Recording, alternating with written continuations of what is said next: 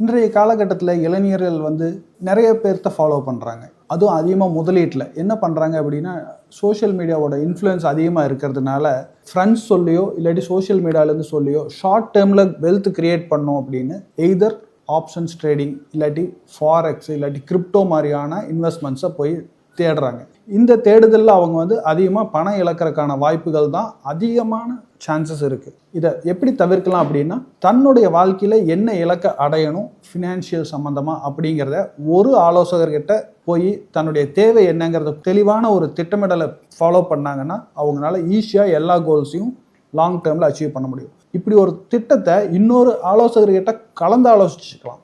அதாவது நான் இந்த மாதிரி ஒரு பிளான் வாங்கியிருக்கேன், இது என்னோட லைஃப்பில் கரெக்டாக இருக்குமான்னு செகண்ட் ஒப்பீனியன் மாதிரி நீங்கள் ஒரு டாக்டர்கிட்ட போய் ஒரு மெடிக்கல் ப்ராப்ளத்துக்கு எப்படி கேட்குறீங்களோ அதே மாதிரி கேட்டுக்கலாம். ஆனால் 2 டாக்டர் சொல்கிற 2 மருந்தை ஃபாலோ பண்ண மாட்டோம். அதே மாதிரி 2 அட்வைசர்கிட்ட இருந்து வாங்கி நீங்கள் வெல்த்தை கிரியேட் பண்ணிக்கலாம் அப்படின்னு நினச்சிங்கன்னா அதுவும் சாத்தியம் இல்லாத ஒரு விஷயம்.